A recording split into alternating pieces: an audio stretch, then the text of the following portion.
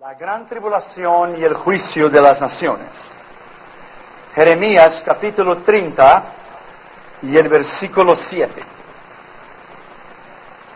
La palabra del Señor dice: oh, cuán grande es aquel día, tiempo que no hay otro a él, tiempo de angustia para Jacob, la gran tribulación, pero de ella será librado. Vamos a orar, por favor. Padre, en el nombre de Jesús, te pedimos que nos hables en esta noche. Te agradecemos, Señor, por las 11 conferencias que ya pasaron. Te agradecemos por esa 12ª. Te pedimos que tu sabiduría, Señor, pueda pairar sobre nosotros en esta noche y que tú puedas darnos entendimiento de tu palabra. En el nombre del Señor Jesucristo. Amén. Puedes sentar, por favor. Después que Cristo arrebate la iglesia en el rapto, entonces empieza la gran tribulación, 7 años, 3 años y medio, 42 meses para el anticristo, y 3 años y medio, 1260 días para los 2 testigos del Apocalipsis. Pero cuando Cristo lleve a su iglesia en los aires, ¿qué nosotros haremos durante los 7 años del periodo de la gran tribulación? Lo primero que haremos después del arrebatamiento de la iglesia del rapto será mirar el rostro de Jesús en los aires. Después mirar abajo y ver la tierra que estará muy lejos de nosotros. Y después pensar. Isaías capítulo 33 y el versículo 17. Tus ojos verán al Rey en su hermosura, el arrebatamiento de la iglesia. Verán la tierra que está lejos. Usted mirará desde arriba del espacio, cuando la iglesia subirá en el arrebatamiento de la iglesia, y mirará que la tierra estará lejos. Tu corazón imaginará el espanto y dirá: ¿qué es del escriba? ¿Qué del pesador del tributo? ¿Qué del que pone en lista las cosas más insignes? Mirarás la tierra y dirás: ¿qué tan insigne es la tierra, tan pequeña, estarás tan lejos, a miles y miles de pies arriba en el espacio? Mirarás la tierra y verás que ella está lejos, muy lejos. En el primer día nosotros no preguntaremos nada. En el primer día del arrebatamiento de la iglesia, Juan capítulo 16 y el versículo 23.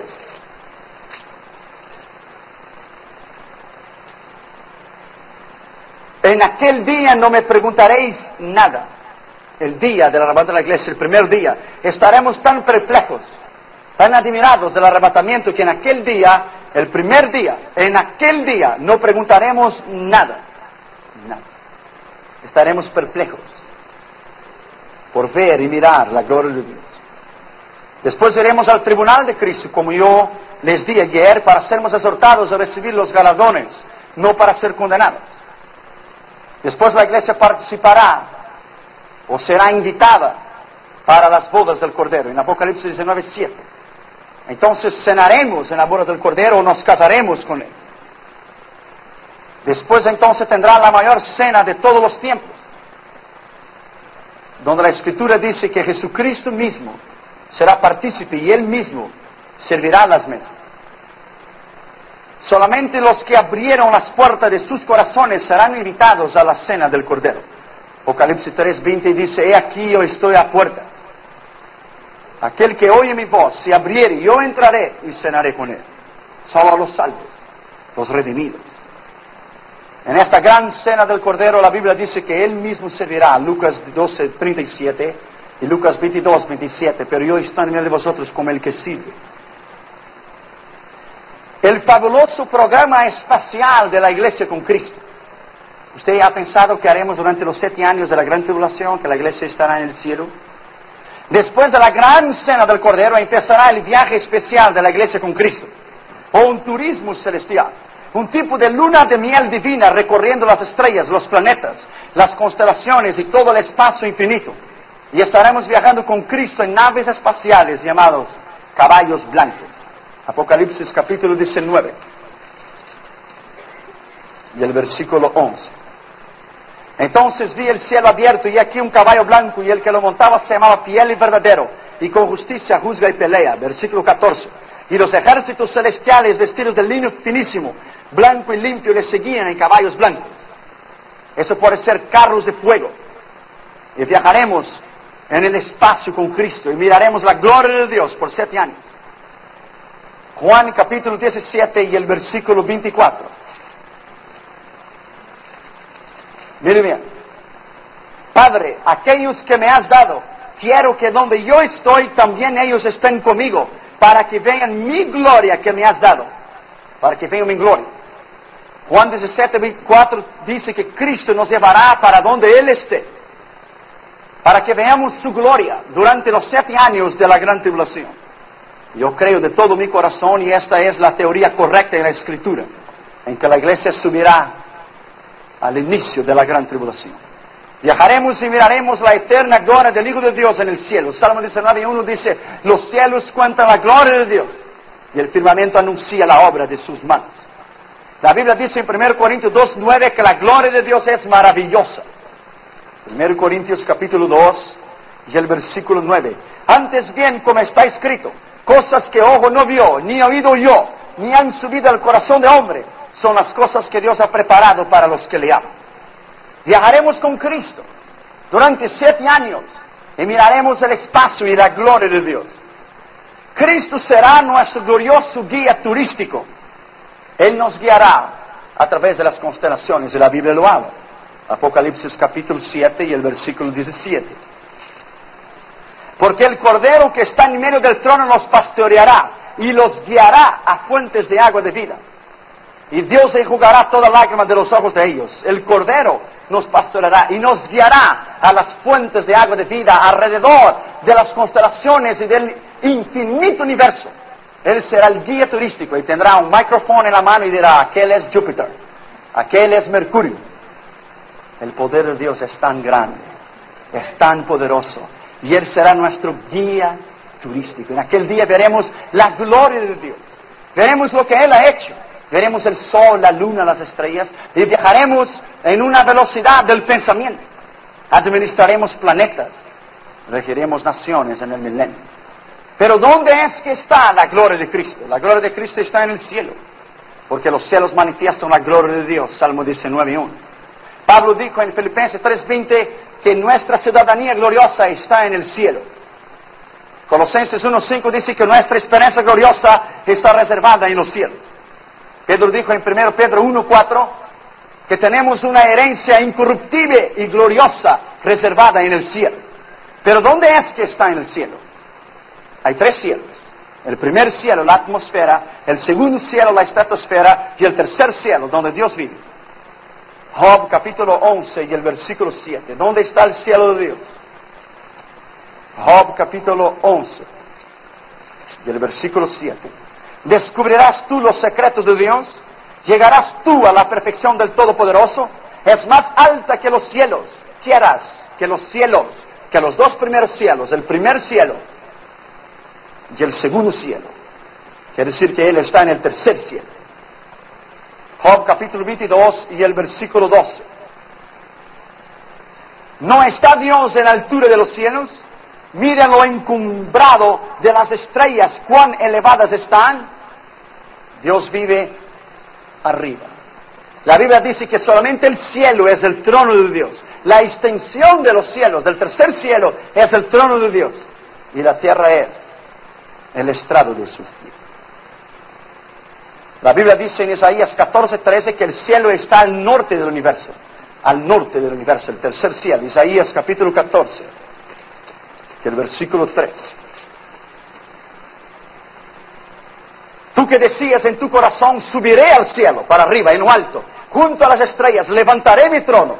Eso era el tiempo que ya hemos estudiado la generación preadámica. Si Satanás dijo, levantaré mi trono, es porque su trono estaba en la tierra. Levantaré mi trono. Entonces él tenía un trono en el mundo. Primero, en la generación preadámica. Levantaré mi trono. En el monte del testimonio me sentaré a los lados del norte. Me sentaré a donde Dios se sienta, a los lados del norte. El tercer cielo está al norte del universo. En el cielo andaremos en carros de fuego, o caballos blancos, allá arriba en el espacio sin fin. Porque la Biblia dice que esos carros de fuego, los carros de fuego del Señor son muchos. Salmo 68 y el versículo 17. Los carros de Dios se cuentan por veintenas de millares de millares. Tal vez fue uno de estos carros de fuego, naves espaciales celestiales, que el profeta Elías subió al cielo. Segundo Reyes capítulo 2 y el versículo 11. Segundo Reyes capítulo 2 y el versículo 11. Y aconteció que yendo ellos, hablando, he aquí un carro de fuego, con caballos de fuego, apartó de los dos, y Elías subió al cielo en un torbellino. ¿Será que esos carros de fuego son los platillos de los discos voladores llamados por los científicos de UFO? La Biblia habla sobre los platillos voladores. Ahora, si son criaturas extraterrestres, Dios lo sabe. Pero la tierra sería un puntito tan diminutivo para que Dios solamente la tuviera ella habitada. Isaías capítulo 66 y el versículo 15. Ya que la Biblia tiene que tener todo, pues tiene que tener los platillos también. Isaías 66, 15. Porque aquí que Jehová vendrá con fuego y sus carros como torbellino, para descargar su ira con furor y su reprensión y llenar la tierra de fuego. Zacarías capítulo 5 y el versículo 2.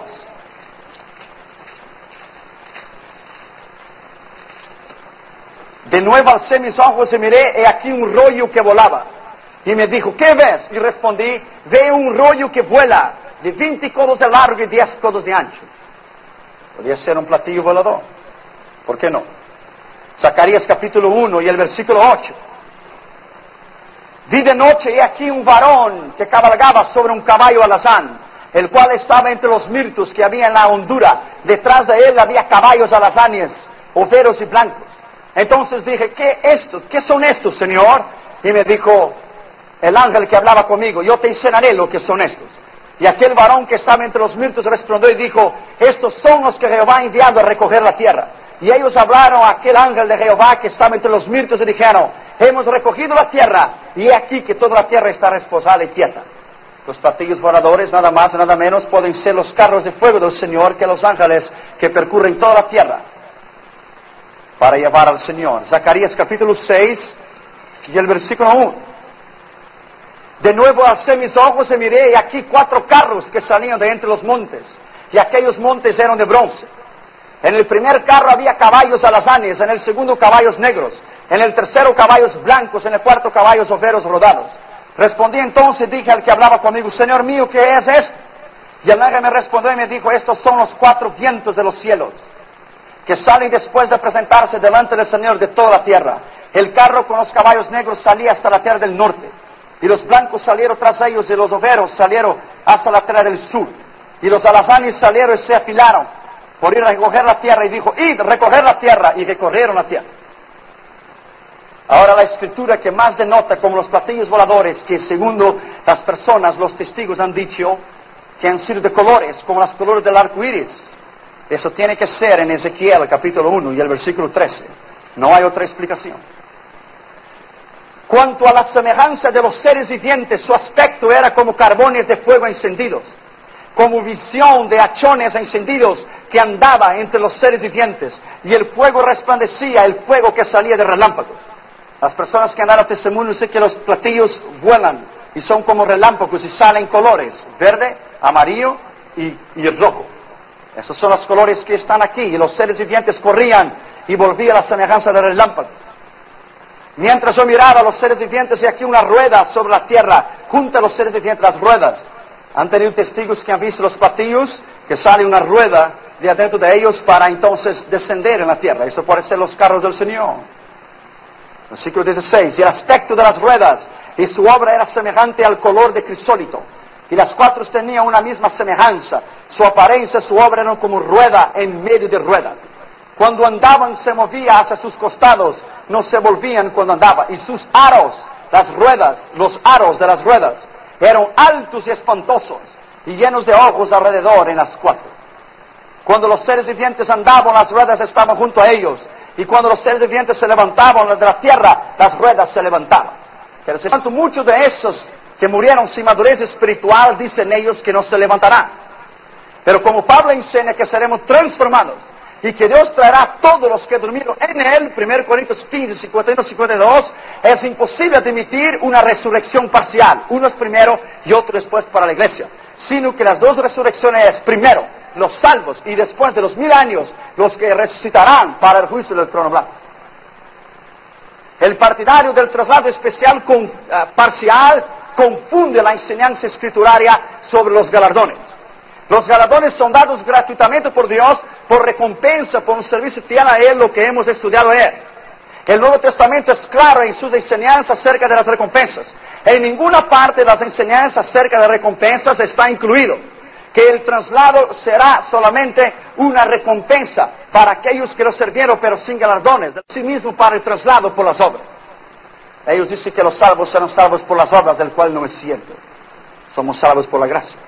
El partidario del traslado parcial tiene que negar la distinción entre Israel y la iglesia. Y no confunda dos cosas. Israel es Israel, la iglesia es la iglesia. Y ellas son distintas en la Escritura. Nada de Israel de Dios. Israel es Israel y la iglesia es la iglesia.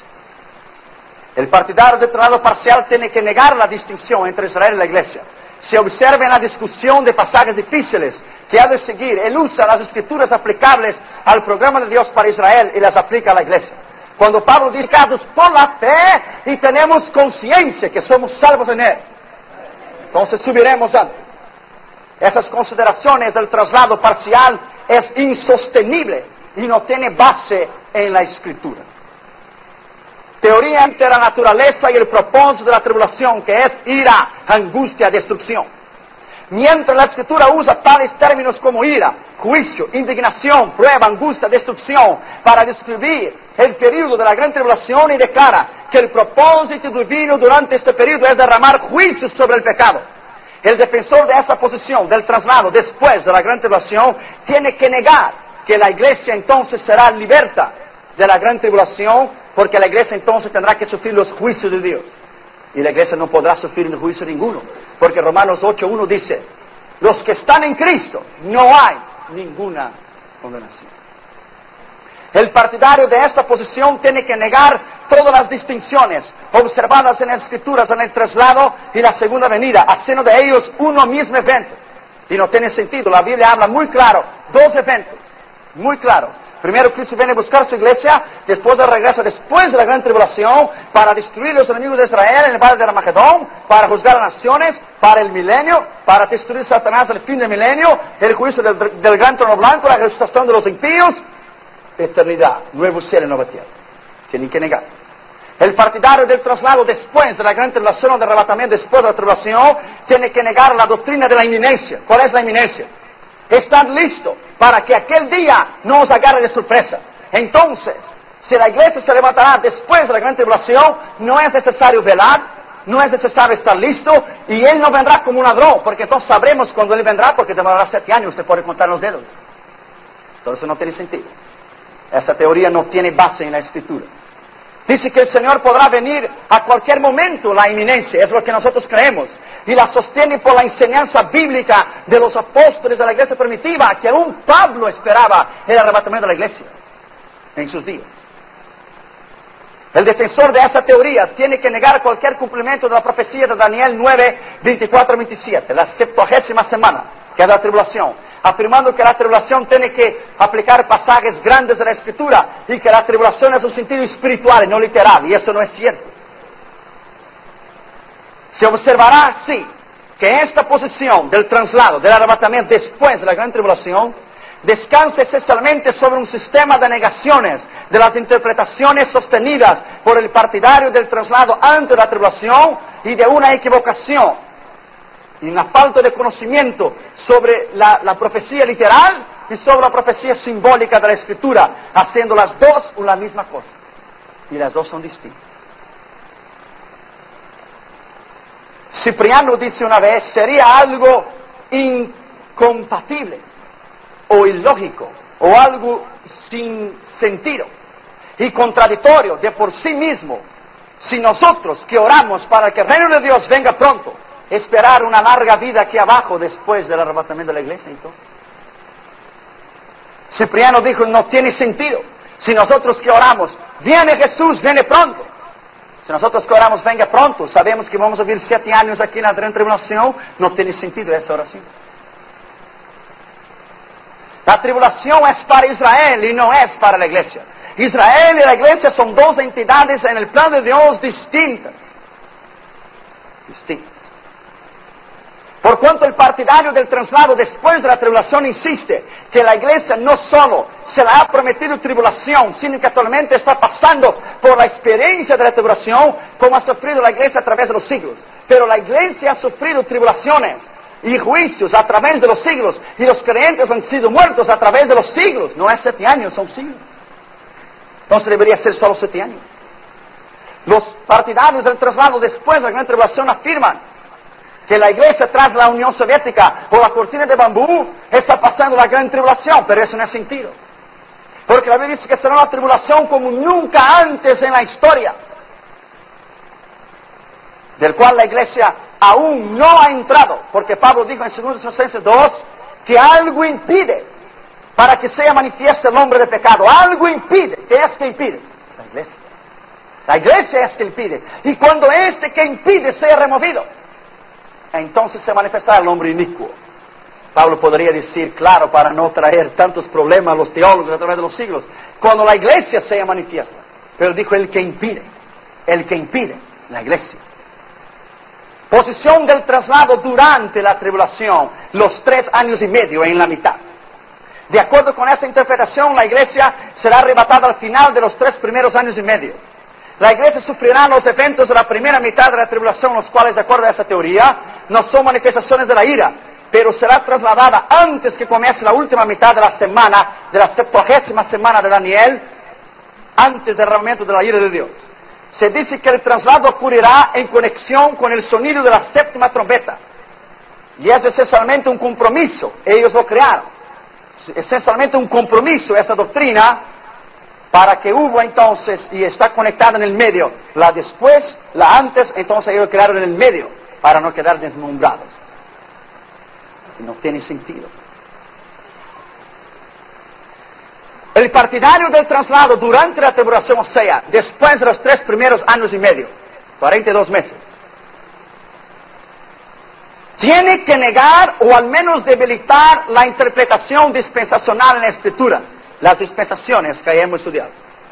Tiene que negar las distinciones estrictas sobre Israel y la iglesia. Eso se observa en que esa posición coloca a la iglesia en la primera mitad de los últimos 7 años del período determinado sobre el pueblo de la ciudad de Dios. Esa posición debe descansar sobre una interpretación de la tribulación que divide el período en 2 mitades separadas. Y las 2 mitades separadas están divididas en el arrebatamiento de la iglesia, el anticristo, los 2 testigos del Apocalipsis y el fin. Esa es la división correcta en la Escritura. Esa posición del traslado durante la gran tribulación tiene que negar la doctrina de la inminencia, como ya le he dicho, que Cristo vendrá en un abrir y cerrar de ojos, o Cristo vendrá como un ladrón de la noche. Esa posición tiene que negar a esa doctrina de la inminencia, y entonces tendrá que esperar señales que lo cumpla hasta los 3 años y medio, y los señales estamos viviendo ahora. Esa posición tiene que negar el concepto de la iglesia como un misterio, para que la era de la iglesia pueda coincidir en parte con el programa de Dios. La iglesia es un misterio en el Antiguo Testamento. El Antiguo Testamento menciona Israel, no menciona la iglesia. Algunos versículos la mencionan, que Cristo la fundaría a través del poder del Espíritu de Dios. Pero en el Antiguo Testamento la iglesia es un misterio. En el Nuevo Testamento Israel es un misterio. Entonces los dos son distintos. Los dos son distintos. Este examen de la posición del traslado en la tribulación, en la primera mitad, nos ha demostrado que los argumentos esenciales de ese punto de vista no podrán resistir la prueba de la verdadera interpretación de la Escritura y debe ser rechazado. Teoría del traslado antes de la tribulación. Y esta es lo que yo creo. Esta es la que es correcta. Y esta es la que es verdadera. La iglesia jamás podrá pasar en la gran tribulación. No hay sentido. No hay lógica. Ellos dicen teoría del traslado, pero no es teoría, es una tesis. La iglesia se levantará antes de la gran tribulación.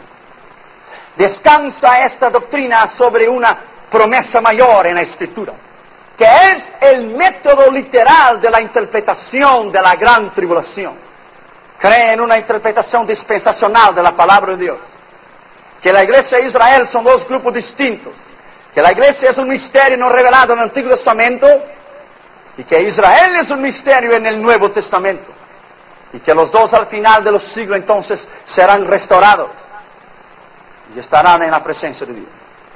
El método literal de la interpretación es admitido franca y libremente por los amilenarios antes del milenio, durante el milenio, los premilenarios, antes, amilenarios, durante el milenio y postmilenario. Es basada esa doctrina en la controversia de los tres primeros puntos de vista, parcial, después y a la mitad de la gran tribulación. Pero esta es el traslado donde la iglesia va a subir y donde yo voy a subir y donde usted va a subir. Hay una diferencia entre la iglesia, mira bien, profesante, que profesa, de aquellos que realmente hicieron una decisión por Cristo. Hay creyentes que se quedarán aquí después de retomar la iglesia porque no habían nacido de nuevo. Profesaban con su boca, pero no eran nacidos porque Él dijo, ni todo que dice Señor, Señor, entrará al reino de Dios. Mira bien, hay una diferencia entre la iglesia profesante y aquellos que hacen profesión de fe en Cristo. Para algunos esta profesión se basa en la realidad y para otros en ninguna realidad en absoluto. Ese último grupo pasará por el periodo de la tribulación, ya que Apocalipsis 2:22 indica claramente que la iglesia profesante no salvada experimentará la ira. No eras frío, no eras caliente, porque eras tibio, te vomitaré del mundo. Hay una iglesia que no subirá, no es la iglesia. La iglesia verdadera está compuesta de todos aquellos que han recibido a Cristo como su Salvador. Y porque encima de esta, en contraste con aquella, la profesante, tenemos la iglesia profesante, que lo recibieron nomás de boca, o recibieron una actitud, pero no de su corazón, y no han nacido de nuevo. Esta iglesia quedará durante la gran tribulación, porque esta iglesia será vomitada de su boca, y tendrá una oportunidad para ser salvo durante la gran tribulación, si no deja marcarse sus manos y su frente con el 666. Pero no valerá leer la Biblia, no valerá buscar a Dios, no valerá el Espíritu de Dios, porque la iglesia subió. Tendrá que dar su propia vida y ser torturados. Y durante 6 meses la muerte huirá de ellos, quiere decir, procurarán morir, pero la muerte huirá de ellos. Cuando Satanás entonces determinar en la gran tribulación, eliminará cara a cara a los que se quedaron aquí y dirá, tú predicaste contra mí. Y ahora, ¿quién te puede salvar? Eso será una iglesia profesante que quedará aquí, la iglesia tibia, la iglesia egoísta, la iglesia mundana, la iglesia que se ha mezclado con los pecados del mundo. En el traslado se levantará no a todos que hacen profesión de fe en Cristo, sino solo aquellos que hayan nacido de nuevo y hayan recibido su vida. La parte incrédula de la iglesia visible, junto con los incrédulos de la nación de Israel y los gentiles, pasarán por la gran tribulación. Por eso la Biblia dice, ¿quién son esos, Señor mío? Esos son los que lavaron sus vestidos durante la gran tribulación. Que habrá una otra oportunidad, porque los 2 testigos predicarán y el amor de Dios es tan grande que aquellos que se quedaran aquí habrá una última oportunidad para que lo reciban a Cristo. Pero yo no te aconsejo que tú te quedes, porque si es difícil entonces para que tú subas en el tiempo de la gracia, que tú puedas vivir una vida recta, que el Espíritu de Dios te pueda ayudar, ¿cómo tú podrás dar tu vida por Cristo? Cuando el Espíritu de Dios ya no estará más aquí, cuando la Biblia será un libro sellado y no entenderás nada, y las iglesias estarán cerradas y usted verá Satanás cara a cara. Muy pocos se salvarán en aquel día, muy pocos. La Biblia dice que será un remanente. Solo la nación de Israel entera será salva en aquel día. Cuando el Mesías vuelva después de la gran tribulación y ponga sus pies en el monte de los olivos y ellos se conviertan, y entonces la ley mosaica será desvendada de sus ojos. Y en la batalla de Armagedón, cuando todas las naciones estarán en contra de Jerusalén, entonces Israel clamará y Jesucristo entonces los liberará de la gran tribulación. Solo Israel en peso se convertirá. No se olvide que habrá un hambre mundial y que los niños pedirán comida, los niños pedirán leche, y solamente se podrá comprar y vender con la marca de la bestia. Yo estaba en Ámsterdam, Holanda, muchos años atrás, en la conferencia de Billy Graham, Y yo entré en un supermercado y yo no sabía, solamente miembros de ese supermercado podían comprar. Y cuando yo fui a pagar 1 litro de leche, la mujer dice, show me your left hand. Enséñame tu mano izquierda. Dijo, ¿Y por qué enseñarte la mano izquierda? Tú no tienes el número en la mano. ¿Qué número? Tú tienes que tener un número en la mano izquierda. Tú no eres miembro del supermercado. No, yo no soy miembro, yo voy a pagar con dinero. No, aquí solamente compran miembros. Tú no tienes el número en la mano. ¿Cuál número? Número 666. 666. No way, you can keep your milk. Por quedarte con tu leche. Increíble. Yo vi la gente llegar en el caja, enseñar la mano y el rayo láser poner la mano 666. Es el mismo láser que está en el supermercado cuando usted pasa. Eso será controlado por el anticristo. Por eso es que cada comida que usted compra tiene un número y un código. Y él tendrá el número y el código de todo. Y nadie podrá comprar y vender sin tener el número en la mano. El código de teléfono de Israel es 666.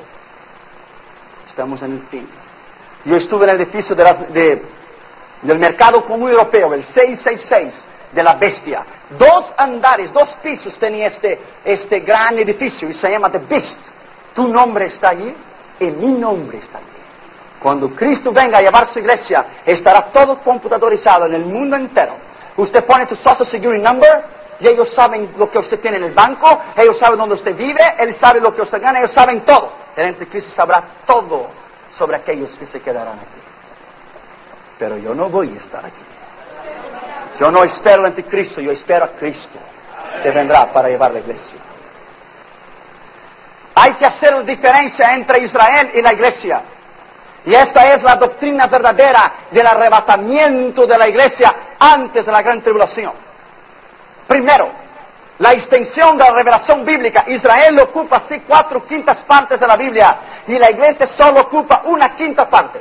Diferencias entre Israel y la iglesia. Segundo, el propósito divino. Israel recibe las promesas terrenales, los pactos, y la iglesia recibe las promesas celestiales en el Evangelio. Tercero, la simiente de Abraham, Israel, es simiente física, de la cual algunos se convertirán en simiente espiritual. La iglesia es una simiente espiritual. Cuarto, en relación al nacimiento, 2 puntos. Israel tuvo un nacimiento físico que produce parentesco, pero la iglesia tuvo un nacimiento espiritual que conduce a un parentesco con Cristo. Quinto, la supremacía en Israel, Abraham, en la iglesia, Cristo. Sexto, los pactos fueron con Israel, el abrahámico y todos los pactos siguientes. Pero la iglesia está directamente relacionada con el pacto abrahámico y los nuevos pactos. 7. En el ámbito nacional, Israel es una nación, una sola, pero la iglesia es de todas las naciones. 8. En el tracto divino, Israel disfruta un tratado nacional e individual. La iglesia es un tratado individual solamente con la iglesia, con los gentiles. 9. Las dispensaciones. Israel existió a través de los siglos desde Abraham. La iglesia solamente existe hace 2000 años, después del aumento del Pentecostés. 10. En el misterio de los tiempos, Israel no tiene ninguna actividad misionera y ningún evangelio que predicar. Pero la iglesia tiene una comisión que cumplir y un evangelio que predicar. 11. La muerte de Cristo. Israel es condenado nacionalmente porque no la aceptó.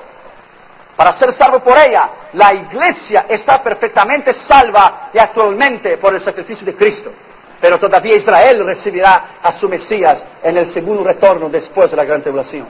12. El Padre. La doctrina de Dios, del Padre. Israel somos relacionados individualmente con Dios como Padre. Pero la iglesia es Padre, Hijo y Espíritu Santo. 13. Cristo. Para Israel es el Mesías, el Manuel, el Rey. Pero para la iglesia Él es Salvador, Señor y cabeza. 14. El Espíritu Santo. En Israel vino sobre algunos temporalmente, a la iglesia vino sobre todo en el día del Pentecostés. 15. Principio de gobierno, 2 puntos. Israel tuvo el sistema de la ley mosaica. La iglesia tiene el sistema de la gracia, de la dispensación de la gracia. 16, la capacidad divina. Israel no tiene ninguna capacidad. La iglesia es la morada del Espíritu de Dios. Israel será salvo porque Cristo lo salvará en la gran tribulación. 17, los discursos de despedida. Para Israel fue el discurso del Monte de los Olivos. Para la iglesia el discurso del aposento alto, la cena. 18, la promesa del retorno vendría con el fin para llevar a Israel después de la gran tribulación. Pero Cristo viene primero para llevar la iglesia. Los últimos serán los primeros, la iglesia. Y los primeros serán los últimos, Israel. 19, la posición en Cristo. Israel es un siervo. La iglesia se compone de miembros de la familia. No os tengo llamados siervos, os tengo llamado amigos. 20, Israel es un reino terrenal con Cristo en los 1000 años. Israel será súbdito, pero la iglesia será regente en el milenio. 21, en el sacerdocio. Israel tuvo un sacerdocio. La iglesia es un sacerdocio con Cristo siendo su sacerdote. 22, en el matrimonio. Israel fue esposa infiel. La iglesia será esposa o será invitada a las bodas del Cordero. 23, los juicios. Israel debe enfrentarse al juicio durante la gran tribulación, pero será refinado. E Israel entonces se convertirá. Porque dice, aquel que clamara a mí será salvo. Pero la iglesia es librada del juicio y de la gran tribulación. 24, la posición en la eternidad. Israel será los espíritus de los justos hechos perfectos en la tierra nueva. Pero la iglesia será una congregación de los primogénitos en los cielos nuevos y se sentará con Cristo en el trono. Así que nunca más confunda Israel e iglesia. Israel es Israel, iglesia es la iglesia. Si alguien entonces dice que la iglesia tiene que pasar la gran tribulación, tiene que negar el sistema de los gobiernos estipulado por Dios. La relación de la iglesia con los gobiernos. En el Nuevo Testamento se instruye a la iglesia para que ore por las autoridades gubernamentales. Mire bien, por cuanto son ordenados por Dios para que aquellos que estén en autoridad podrán ser salvos. ¿Entendiste? Mira bien, esa es la diferencia. Debido que esos gobiernos son representados de Dios, la iglesia debería someterse al gobierno en la dispensación de la gracia. De acuerdo a Apocalipsis 13:4, el gobierno durante la gran tribulación es dominado por Satanás. Debido, entonces, en su relación con la iglesia, si los gobiernos serán de Satanás, ¿cómo es que la iglesia estará bajo el gobierno de Satanás? No tiene sentido. Si la gran tribulación, Satanás será el cabeza y gobernará en ella, entonces la iglesia estaría sujeta a Satanás. ¿Me entiendes? Porque la iglesia tiene que estar sujeta a los gobiernos terrenales, porque la Biblia lo dice. Debido al dominio satánico sobre los gobiernos en la 70ª semana, la gran tribulación, la iglesia tiene que ser liberada antes que ese gobierno satánico se manifieste. Por eso la Biblia dice, el que impide la manifestación del hombre inicuo, ¿qué impide? La iglesia. La iglesia subirá con Cristo. La iglesia no podría sujetarse a un gobierno satánico, siendo que el gobierno de la iglesia será el milenio y la iglesia reinará en el milenio. Durante la 70ª semana de Daniel o la gran tribulación, Israel le invocará con justicia y juicio a Dios sobre los hombres impíos que vendrán a destruirles en el Magedón. Clamará para que Dios les ayude. Pero la iglesia descenderá con Cristo, como dice Apocalipsis 14, y vendrá el Señor con todos los santos. Es decir, que la iglesia ya estará en el cielo. Es imposible que la iglesia participe de la gran tribulación. Eso es imposible. Eso no tiene sentido, no tiene base en la Escritura. Tiene sentido. Por eso han sido creadas tantas doctrinas y tantas iglesias distintas han sido creadas. Los capítulos 1 a 3 del Apocalipsis denotan que la iglesia está aquí en la tierra. Pero de los capítulos 4 al 19, denota entonces que la iglesia subió, porque el ángel dijo a Juan, sube aquí y te mostraré. Sube.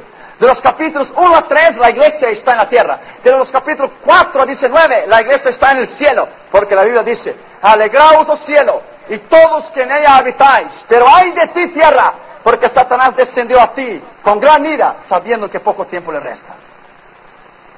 Quiere decir que nosotros estaremos arriba. Estaremos arriba. Y es imposible que la iglesia pueda pasar la gran tribulación. Rápidamente, vamos a estudiar algunos puntos, lo que es llamado la gran tribulación en la Escritura. Primero, La gran tribulación en la Escritura es llamado el día de ira. El día de ira. Salmo capítulo 2. Salmo 2 y el versículo 5. Es un tiempo de ira en la Escritura. Luego hablará a ellos en su furor y los turbará con su ira. Apocalipsis capítulo 14 y el versículo 19. Es un tiempo de ira y es imposible que la iglesia lo pueda participar de la ira. 14, 19. Y el ángel arrojó su hoz en la tierra y vindimó la viña en la tierra y echó las uvas en el gran lagar de la ira de Dios. La ira de Dios. No puede ser que la iglesia pasará la ira si la iglesia ha sido salva por Cristo. Apocalipsis capítulo 15 y el versículo 7. Y uno de los 4 seres vivientes dio a los 7 ángeles 7 copas de oro llenas de la ira de Dios que vive por los siglos de los siglos. ¿Cómo Dios derramará la ira sobre la iglesia? No puede ser. Segundo lugar, la gran tribulación en la Escritura es llamada de día de venganza de Dios. Y Dios no se negará en la iglesia si Dios salvó la iglesia. Isaías capítulo 34 y el versículo 8. Isaías capítulo 34 y el versículo 8. Porque es día de venganza de Jehová, año de retribuciones en el pleito de Sión, año de retribuciones, de venganza. Tercero, es llamado tiempo de angustia. Hemos leído en Jeremías 37, el tiempo de angustia para Jacob, pero de ella será librado. Cuarto lugar, será el tiempo de la herida de Israel. Oseas 6.1 dice que Él sanará la herida de Israel. Lo sanará. Isaías, capítulo 30 y el versículo 26. Y la luz de la luna será como la luz del sol, y la luz del sol 7 veces mayor, como la luz de 7 días, el día que vendare, que sanar, que curar Jehová la herida de su pueblo. Israel será curado, la herida de Israel. Dios la curará en la gran tribulación y la restaurará para siempre. Es llamado en quinto lugar el día de tinieblas, el día de tristeza. Joel 2.2 dice, ay de aquellos que quieren el día del Señor, será día de tinieblas y no de luz. Sexto, será un día ardiente como un horno. Malaquías 4.1 dice, y vendrá el día del Señor como un horno caliente. Y todos los impíos que serán mal serán raídos de la memoria, pero los justos saltarán como carneros en la majada. Séptimo lugar será la hora de la tentación y de la tribulación. Apocalipsis capítulo 3 y el versículo 10. Esta es la iglesia fiel, la iglesia de Filadelfia. Capítulo 3 y el versículo 10. Por cuanto has guardado la palabra de mi paciencia, yo también te guardaré. Esta palabra guardaré en el original griego es el infinitivo peirasai, que realmente no es guardar. Guardar es que va a estar a la tribulación, pero va a guardar. Pero original griego es peirasai. Peirasai quiere decir, por cuanto has guardado la palabra de mi paciencia, yo también te sacaré de la hora de la prueba que ha de venir sobre el mundo entero para probar los que moran en la tierra. La iglesia no morará en la tierra, por lo tanto Dios no la va a probar. Peirasai, sacar, no guardar, peirasai, para sacarte. Si guardar, quiere decir que le puede guardar, porque pasará la gran tribulación, pero será guardada, ¿me entiendes? Es peirasai, sacará para arriba. Alabado sea el nombre del Señor, para siempre. Será en octavo, tiempo de destrucción, para que los destruya la tierra. Joel 1.15, y vendrá el Señor y destruirá la tierra, y destruirá a los moradores que se rebelaron contra él. En nono lugar será el tiempo que el anticristo hará guerra en contra de los santos. Apocalipsis 11.18. Y subió del mar los cuernos y hicieron guerra contra los santos del Altísimo. Será un tiempo de juicio. Apocalipsis 14.7 dice, los juicios tuyos son justos. Apocalipsis 15.4 dice, temer a Dios y dale gloria, porque su juicio ha llegado. Y adorá a aquel que hizo los cielos, la tierra, el mar y las fuentes de las aguas. El 11º será una gran tribulación llamada indignación. Isaías 34, 1-3 dice, yo iré a indignarme en aquel día contra las naciones que desterraron a mi pueblo Israel. 12º será un castigo. Isaías capítulo 24, el versículo 20. En aquel día Jehová castigará los moradores de la tierra. La gran tribulación nada más y nada menos es que el tiempo de prueba. Pero nosotros nunca pasaremos por ella. Si orarmos y vigilarmos, seremos libertos de la gran tribulación y escaparemos las cosas del fin del mundo. Lucas 21:36, para estar listo, para presentarse de pie delante del Hijo del Hombre. Debemos deshacer de las obras de las tinieblas para estar listo en aquel día. Velad, pues, para que aquel día no os guarde como un lazo, para que no os agarre como un lazo, que vendrá de sorpresa sobre los habitantes de la tierra. Enoc fue arrebatado antes del diluvio. Así nosotros seremos arrebatados antes de la gran tribulación. Nosotros no estamos representados en Noé, pero estamos representados en Enoc. Romanos 5:9 dice, Dios no nos destinó para la ira, pero para la salvación en Cristo Jesús. 1 Tesalonicenses capítulo 5 y el versículo 9. La Biblia dice, porque no nos ha puesto Dios para la ira, pero para alcanzar la salvación con nuestro Señor Jesucristo. Seguramente que la iglesia no pasará la gran tribulación. Porque la palabra profética, la gran tribulación, se llama noche. Y 1 Tesalonicenses capítulo 5, y el versículo 4 dice, mas hermanos, vosotros no estáis en tinieblas, para que aquel día nos sorprenda como ladrón. Porque todos vosotros sois hijos de luz, hijos del día. No somos de la noche, de las tinieblas. Somos del día. Por tanto, no durmamos con los demás, sino velemos y seamos sobrios. Pues los que duermen de noche, duermen, y los que se embriagan de noche. Nosotros no somos hijos de noche, somos hijos de día, no de noche. Y la tribulación en la Escritura es tinieblas, noche. Por lo tanto, nosotros no esperamos al anticristo, nosotros esperamos a Cristo. No esperamos la gran tribulación, pero esperamos la venida del Señor Jesucristo. Isaías 57:1b dice, pero el justo es sacado antes del mal. El justo es sacado antes de la tribulación, o el justo es sacado antes de la calamidad. José se casó 7 años antes de hambre en Egipto. También nosotros nos casaremos o seremos invitados a las bodas de Cristo antes de los 7 años de la gran tribulación. La gran tribulación termina cuando Cristo vendrá con su iglesia para juzgar las naciones. La base del juicio de las naciones es Mateo 25:31-46. Él vendrá, se sentará en su trono y apartará los cabritos de las ovejas y juzgará las naciones. Eso no es la iglesia, eso es las naciones. El lugar del juicio de las naciones está en el valle de Josafat, Joel 3:1-2. El tiempo del juicio de las naciones será después de la restauración de Israel, Sofonías 3:13. Yo restauraré a mi pueblo y sanaré a su herida. Tercero, las personas del juicio de las naciones serán las naciones vivas. Y la base del juicio de las naciones será Mateo 25:40-45. Esa palabra naciones no es los muertos resucitados. La palabra griega es etnos, las naciones vivas, que el Señor las va a juzgar. En aquel día, el juicio de las naciones, mayormente serán juzgados los pecados o las naciones que se han rebelado contra Israel durante toda la existencia de Israel. Aquel día serán juzgados los políticos por sus leyes que ellos hicieron. Serán juzgados por sus leyes injustas. Serán juzgados por sus leyes en contra de Dios. Serán juzgados por sus leyes en contra de los extranjeros. Serán juzgados por sus leyes en contra de la palabra de Dios. Serán juzgados en sus leyes en contra del Evangelio y de su enseñanza. Serán juzgados en sus leyes que favorecían el aborto y su legalización. Juzgarán a aquellos que favorecieron al casamiento entre homosexuales y lesbianas. Destruirá a aquellos que han creado las leyes en contra de los derechos humanos. Destruirá a aquellos que han creado las leyes en contra de los pobres y los menesterosos. Destruirá a aquellos que han hecho leyes injustas en contra de los trabajadores, de las viudas y de los huérfanos. Destruirán a aquellos que han hecho las leyes que han prohibido las oraciones. Aquellos que han hecho leyes para perseguir a los cristianos. Leyes que favorecían la prostitución. Leyes que favorecieron a los ricos y sus ganancias. Leyes que favorecieron el sistema ateo ante Dios. Leyes que impidieron a las personas conocer a Dios. Leyes que favorecían la ciencia, la teoría de la evolución, los humanistas, los existencialistas, los evolucionistas.